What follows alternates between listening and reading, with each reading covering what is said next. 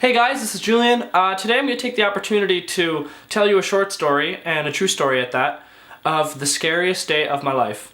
Now, I did mention this in the third episode of Talking Shit. That was our Halloween special. However, due to time constraints, I left out some details that I just wasn't thinking about when I was telling the story. So now that we're all mellowed out, I thought I'd take the opportunity and get back to that story with better detail and tell you exactly what I experienced that night and how I felt. So let's jump right into it. So we're going to jump into my childhood really quick. When I was 6 or 7 years old, I met a friend at school in grade 2, I think, and his name was Jacob, or Jake we'd call him. And Jake and I, Jake was the loud kind of kid, a little bit aggressive kind of kid, certainly a shit disturber, but he had a really good nature, and yeah, so we became friends, and I liked him, and we used to hang out all the time as kids. We'd talk on the phone on Saturday morning or something. We'd play Habbo Hotel, that was a thing.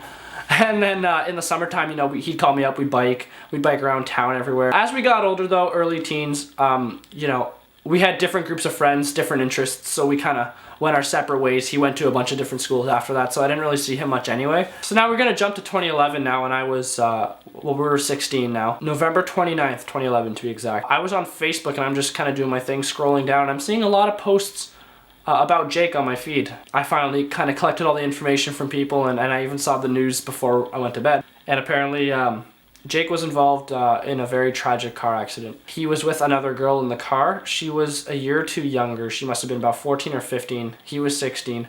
Her name was Ingrid, and I've never met her. I don't have anything to really say about her. But yeah, they were in a car accident, and Ingrid was pronounced deceased at the scene.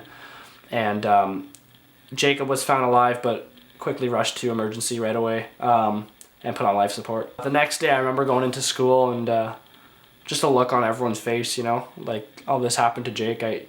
No one can believe it. Everyone was praying and everyone was crying. And I remember people saying if he got out, okay. If he can get out and recover quickly and, hope that things will get better for him. He must have broken a few bones, I'm sure. He perhaps even was brain dead.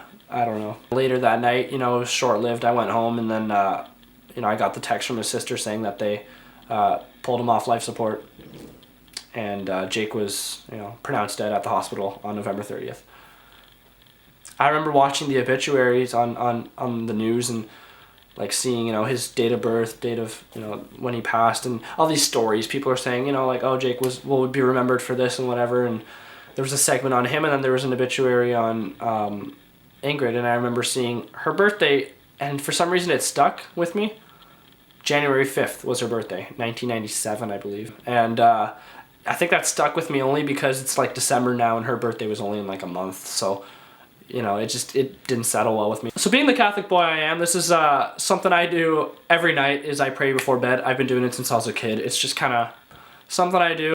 I would pray, and I'd pray to God and do my thing, but I would also kind of have my own peace, if you will, and I would speak to Jake. I think I was anyway, and just, stay good up there, and when my time comes, maybe, I'll see you again. So just stuff like that, and I'd say that kind of thing every night before bed for the next 2 or 3 months, in reflection of Jake and everything.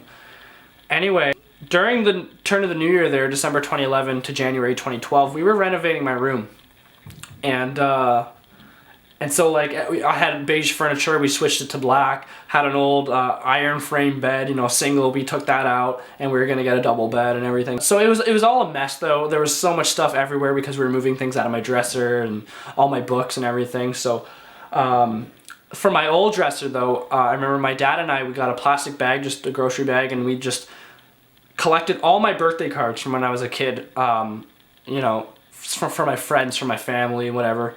And we would take all those cards and we threw them in a bag and we just put them up on my new dresser. And we move everything up on my new dresser so we can get things out of the way and everything. Anyway, it's the turn of the new year now, it's January, and I'm going to bed one night, and I'm only sleeping on my single mattress in the middle of the bed, or in the middle of the room, sorry, there's no bed frame, and I'm just kind of facing this direction right where my new dresser was, my new black dresser. Everything on it, there's things all over the ground, everything's a mess, there's buckets of items and stuff. And I'm just sleeping on this mattress, no bed frame.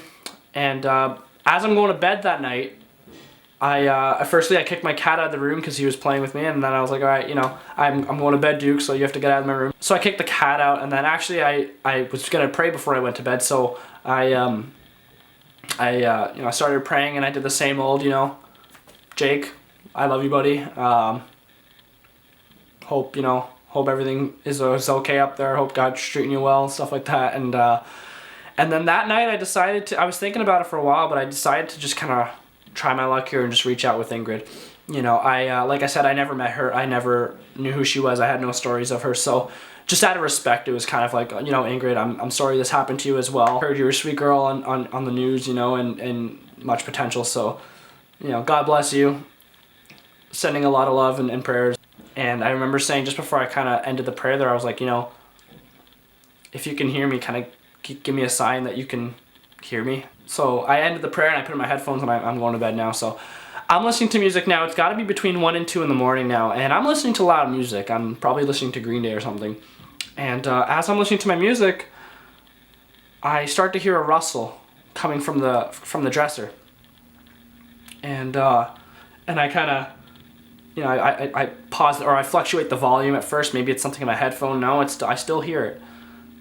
So I take out my headphone. I turn off my music. I take out my headphone, and I'm hearing. I got a bag here, conveniently. I'm hearing kind of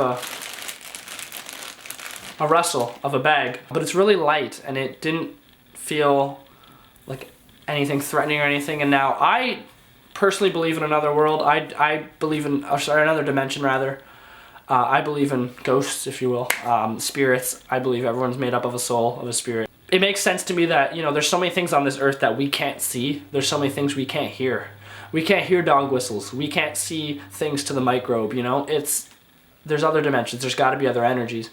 And I think that sometimes those energies cross and we can interfere, and that's what we can see. That's what we hear sometimes. I've never had a record of my house being haunted or anything, so I wasn't scared of anything there, but I heard this rustling, but it was more than that. It felt like a presence in my room. I definitely felt like I could feel someone or hear someone breathing almost. But anyway, I heard the movement of the bag and whatever, and then there was other stuff, but it didn't sound like everything was just being moved around. It sounded like things were being picked up and replaced.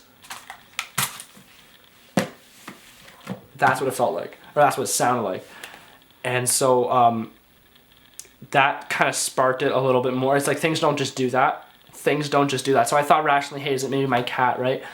No, I kicked the cat out of the room. I remember that specifically. And he didn't come back in. I would have heard the door, seen the light of the door opening, nothing. Everyone's asleep. That's not the cat. It felt weird. It felt eerie. And it got louder. The sound of the movement of whatever was on my dresser got louder.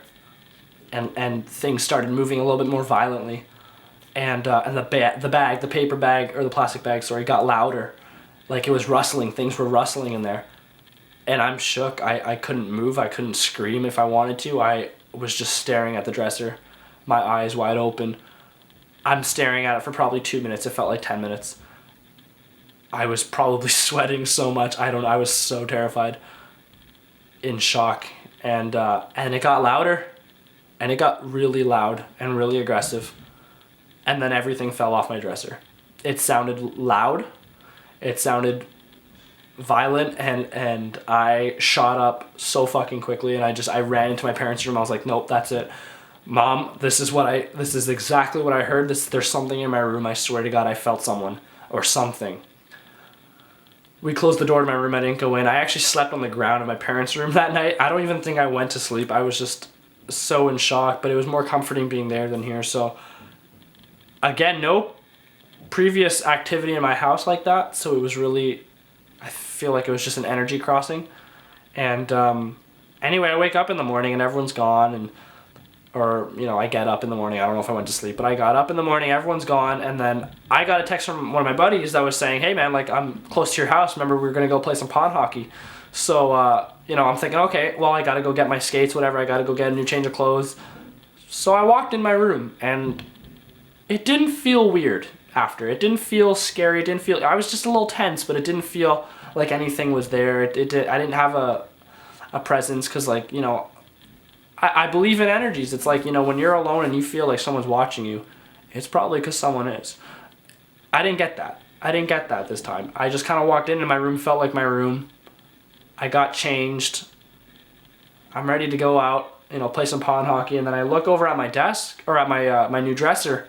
Everything seems intact. Things are intact. Things are still on the ground in the buckets. My bed's in its place. But the only thing that was on the ground that must have caused such a loud noise was a paper bag. And spilling out of that bag was all my birthday cards from when I was a kid. And as I looked at my phone to see a text, I look at the time. Obviously, it's an iPhone, so it has the time, it has the date. And I remember the date was January 5th, 2012. And that was Ingrid's birthday. So that gives me a little shiver down my spine. It's made me really uncomfortable. Just the coincidences. I don't know what it was. But I certainly felt something that day. I've never been more scared of something in front of me. The feeling, I don't know. It was, looking at it now, it's kind of cool. Like, I'm kind of glad it happened, but I have never been more scared in my life. I don't know what it was. I don't know. I don't have the answers. I don't have a recording of it. I don't have pictures. But due to the coincidences, I feel like it was Ingrid reaching out like I asked for. And the birthday cards just made it a little bit more real to me. Knowing that I woke up, that was the night of her birthday. So it was really, really uneasy. It makes me, uneasy telling the story, but that was probably the scariest day of my life. So now that I got all the details out in the order I'd like them to be in, now you know the story, now you know how I felt. Again, no interest in exaggerating that story. That was exactly as it happened, exactly as I remember, exactly how I felt that day. Things I heard, things I saw, that was it. Anyway, thanks for watching this video, guys. Give this video a thumbs up if you like what you see. If you want more, please subscribe to this channel. The last thing I'd ask for you is to share the video if you really cared about the content. You know, share the love. More people can see it, more people can hear it. So thank you for everything, guys, and I hope you guys have a really awesome day.